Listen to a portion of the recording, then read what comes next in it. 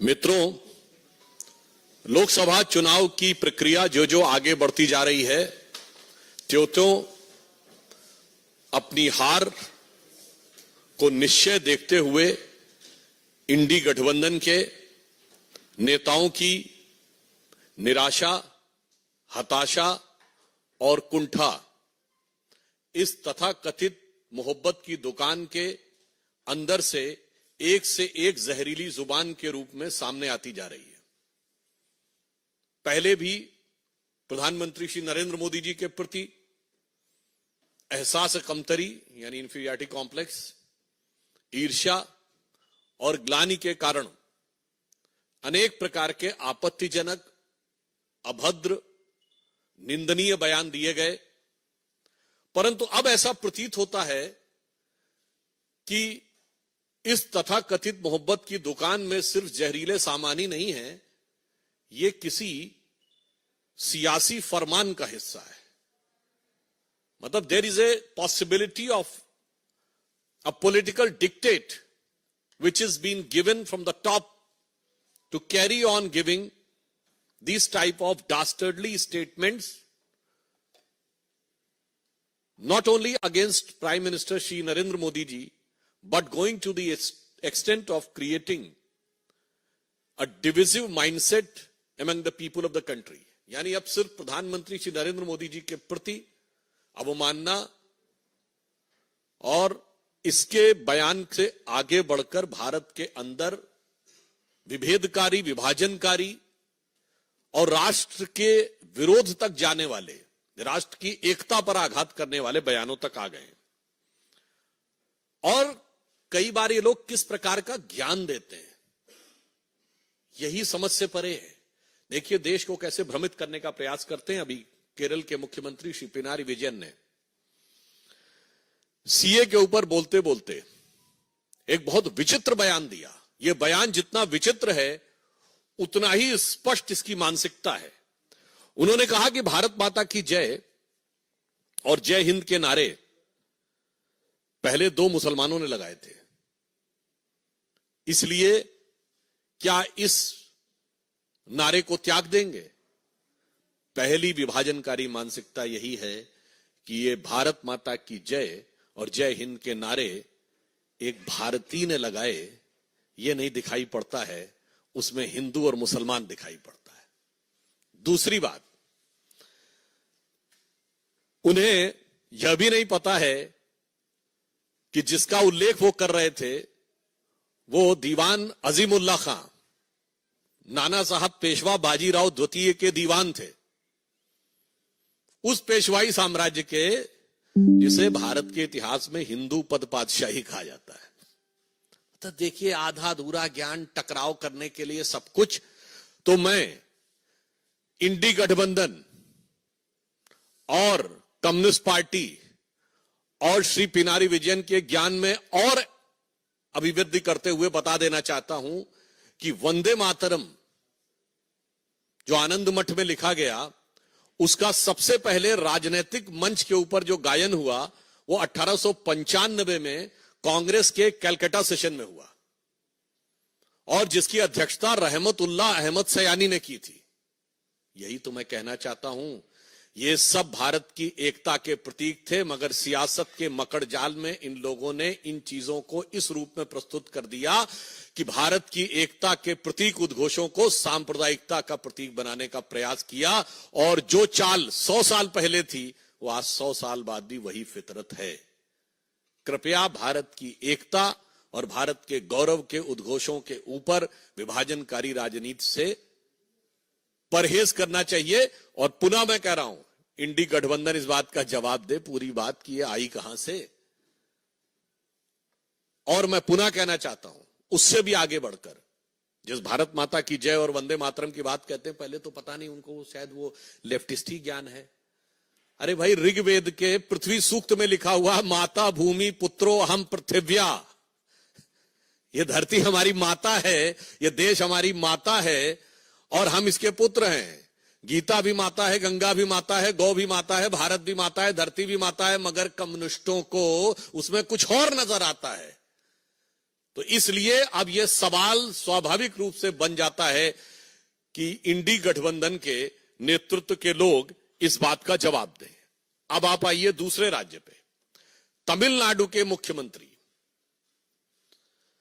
MK Stalin साहब ये कहते हैं कि तमिलनाडु के लोगों को उनके लिए वोट करना चाहिए और प्रधानमंत्री श्री नरेंद्र मोदी जी के प्रति उनके मन में, अब तो मैं ये भी कहूंगा, सिर्फ अवमानना नहीं है, असुरक्षा का भाव आ गया है।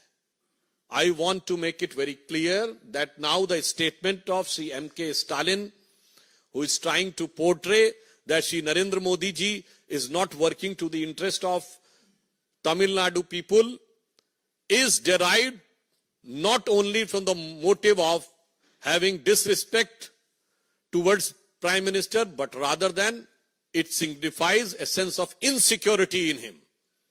Because at present, Prime Minister Shri Narendra Modi is the most popular leader even in Tamil Nadu. और मैं फैक्ट के रूप में बता देना चाहता हूं, भारत के इतिहास में पहली बार ऐसा हुआ है। मैं पूछना चाहता हूं, प्रधानमंत्री जी ने अभी काशी में एक माह पूर्व तमिल में जो बोला था उसे एआई के जरिए सीधे तमिल में ट्रांसलेट किया गया। मैं विनम्रता और चुनौती से डीएमके से पूछना चाहता हूं कि आज तक कभी किसी भारत के प्रधानमंत्री की स्पीच रियल टाइम में जो हिंदी भाषी क्षेत्र में दी गई हो, तमिलनाडु में नहीं, हिंदी भाषी क्षेत्र में दी गई स्पीच तमिल में ट्रांसलेट की गई है? अगर की गई हो तो बता दें। यह प्रधानमंत्री जी की राष्ट्रीय एकात्मता के प्रति भाव का प्रतीक है।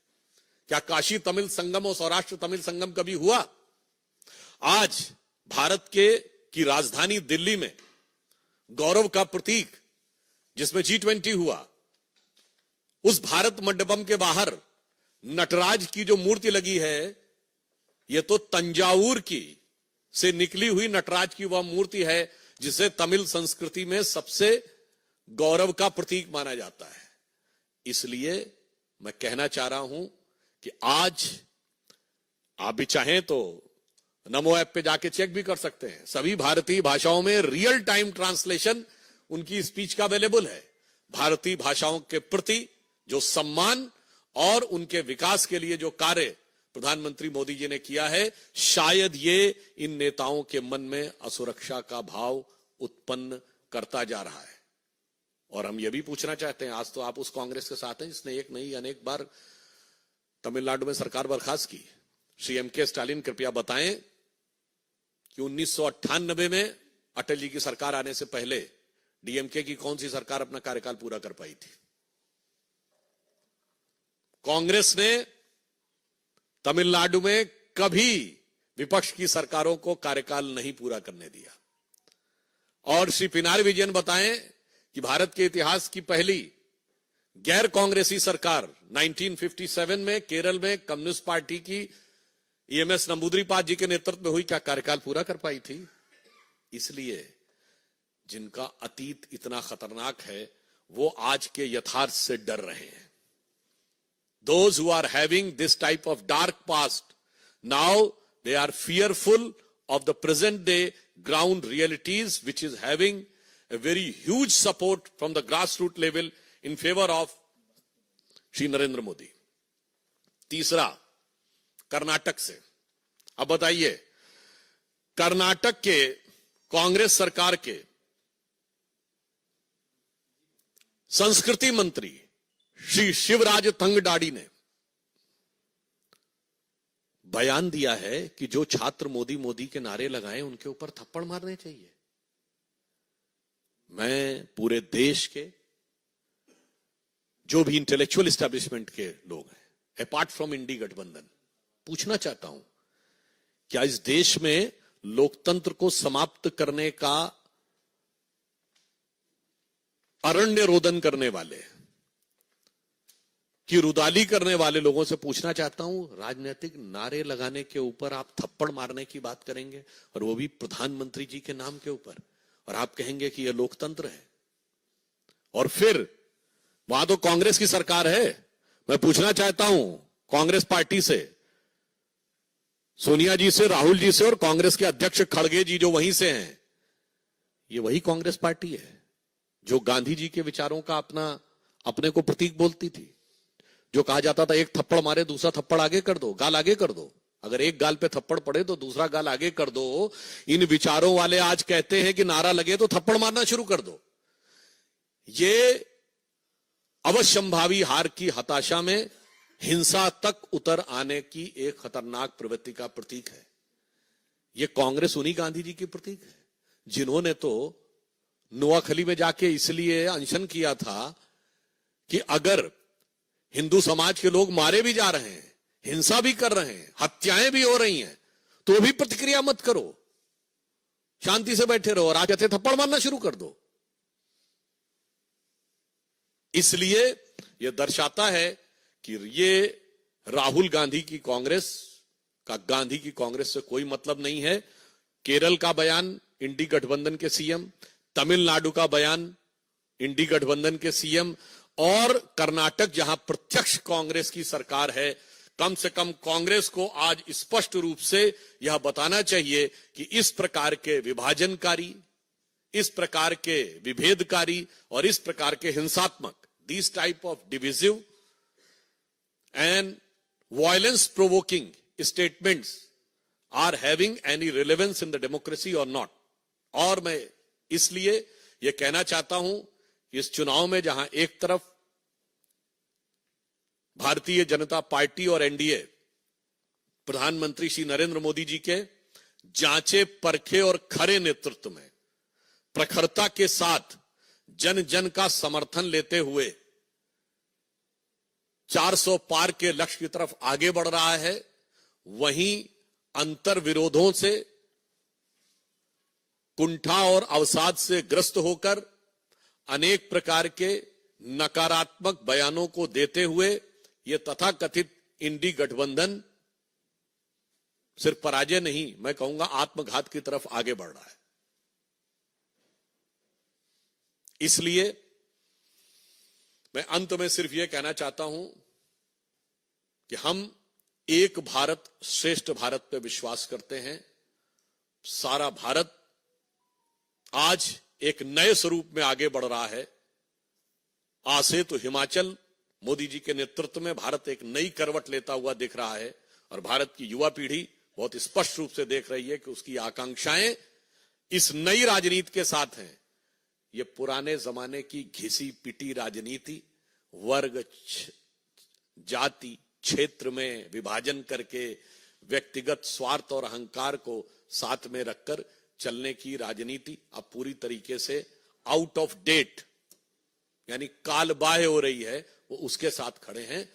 तो मैं देश की जनता से सिर्फ यह आह्वान करना चाहता हूं कि इन चुनावों में ऐसी प्रतिगामी शक्तियों, यानी ऐसी रिग्रेसिव फोर्सेस को बिफिटिंग रिप्लाई दें, समुचित प्रत्युत्तर दें और मोदी जी के पक्ष में इस रूप में खड़े हों कि अरुण गगन पर महाप्रगति का अब ये मंगल गान उठा, करवट बदला अंगड़ाई ली सोया हिंदुस्तान उठा। धन्यवाद।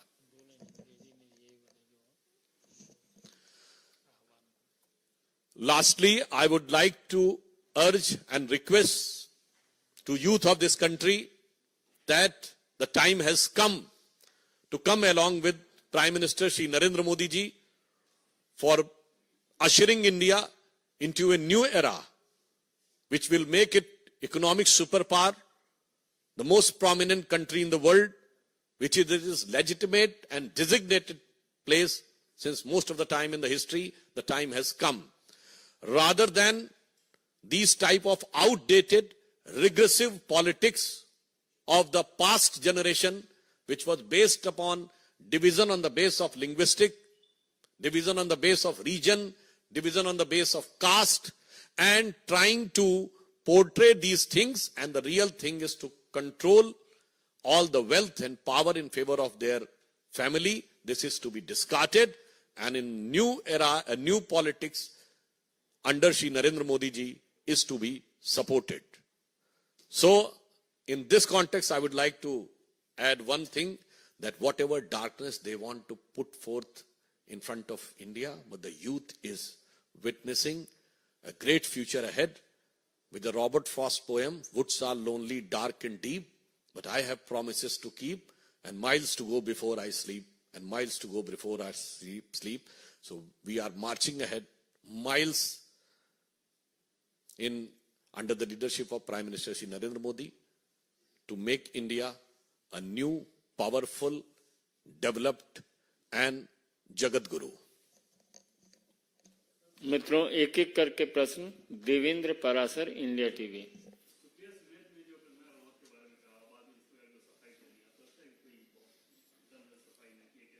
एक बात में तो बहुत दम है। उन्होंने कहा कि हमारे अकाउंट जो थे वो दूसरे कई लोग डील कर रहे थे। पहले उनकी गठबंधन की एक नेता है जिनके प्रश्न वाले अकाउंट विदेश से डील हो रहे थे। अब कांग्रेस की, आप ये समझिए, जो सोशल मीडिया की चेयरपर्सन है वो कह रही है उनके अकाउंट कई लोग डील करते हैं। बहुत साफ है कि कांग्रेस की जो बातें हैं, इनके अकाउंट्स कहां से डील होते हैं, ये देश को समझना चाहिए। कौन कौन सी शक्तियां डिजिग्नेटेड डिजाइन मैसेजेस भेज देती हैं जो सीधे एज इट इज कर दिए जाते हैं, ये अपने आप में इस बात को प्रमाणित करता है कि कांग्रेस और इंडी गठबंधन किसी अज्ञात शक्तियों के हाथ में खेल रहा है। एक मिनट सर। हिमांशु, आज तक। सर, आपकी पार्टी के एमपी हैं दिलीप घोष, उन्होंने आज एक बयान दिया है। बंगाल की मुख्यमंत्री गोवा में जाकर कहती है मैं गोवा की बेटी हूँ, त्रिपुरा में कहती है मैं त्रिपुरा की बेटी हूँ, और ये बताएं कि वो उनके पिता कौन हैं, ऐसे किसी की बेटी ना बन जाए। देखिए, इस बयान के संदर्भ में मुझे जानकारी नहीं है, मगर मैं इतना जरूर कहना चाहता हूं कि हम सब भारतीय जनता पार्टी के कार्यकर्ता और यह मानते हैं कि हर भारतवासी भारत मां का ही बेटा और बेटी है, और हम सब उस भाव में विश्वास रखते हैं, तेरा वैभव अमर रहे मां, हम दिन चार रहे न रहे। आनंद पांडे, टीवी 9। सर, आपने जिन बयानों का जिक्र किया, क्या इसकी शिकायत और चुनाव से आप लोग करेंगे? जिन इस विषय में हमारी स्थानीय इकाई निर्णय लेगी, जहां तक मेरी जानकारी है वो संभवतः इसकी शिकायत करेंगे। कमलेश जी।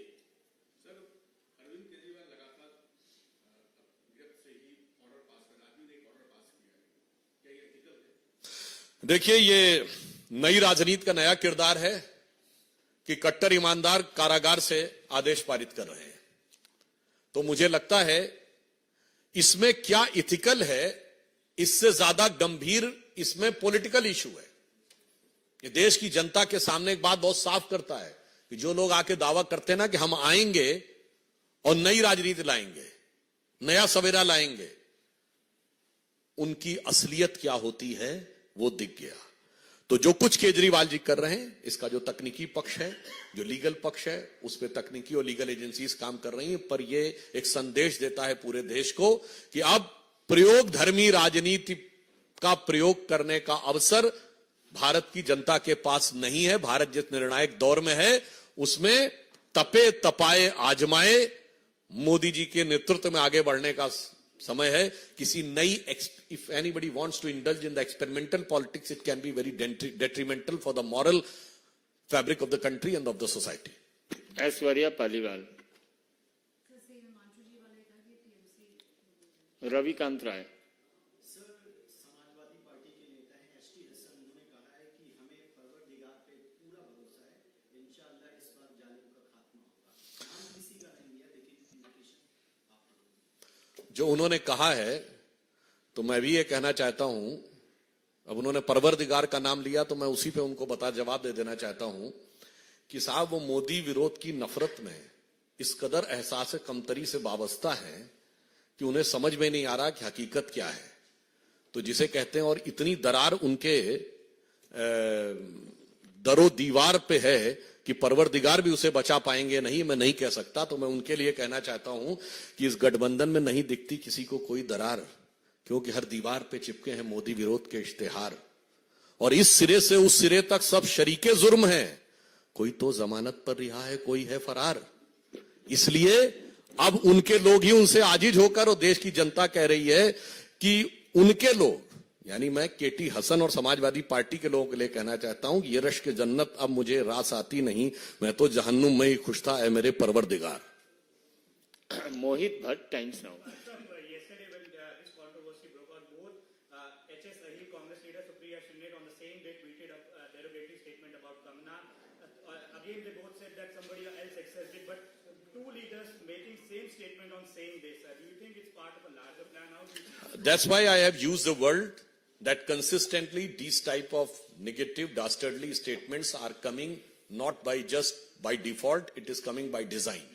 इसीलिए मैंने कहा कि नफरत की दुकान के ये जहरीले सामान किसी सियासी फरमान के आधार पर आ रहे हैं. There is a political dictate which has been designed to create a negative atmosphere because उनको पता है कि पॉजिटिव पर तो वो कोई बात करने की स्थिति में नहीं. प्रज्ञा साक्षी। सर अधीर रंजन चौधरी जी का बयान आया है, उन्होंने कहा है कि वरुण गांधी को बीजेपी ने टिकट इसलिए नहीं दिया क्योंकि वो गांधी फैमिली से हैं, उनको हमारे साथ आना चाहिए, हम उनको चुनाव। कांग्रेस के नेता प्रतिपक्ष हैं, वो राहुल गांधी जी के बयान के बारे में तो बता नहीं सकते हैं कि अभी तक राहुल गांधी का टिकट अमेठी से क्यों नहीं घोषित हुआ है, और वो अगर हमारे बारे में बोल रहे हैं तो मुझे लगता है कि उनको अपने बारे में सोचना चाहिए. और फिर अगर वो ये कह रहे हैं तो इसका मतलब वो मान रहे हैं कि भारतीय जनता पार्टी का कोई युवा नेता जो मोदी जी की सेना का है वो बड़ा नेता तो है. मतलब अब उनके बड़े नेता कितने बड़े हैं और कितने छोटे हैं उनके बयान से साबित हो जाता है. बहुत बहुत धन्यवाद।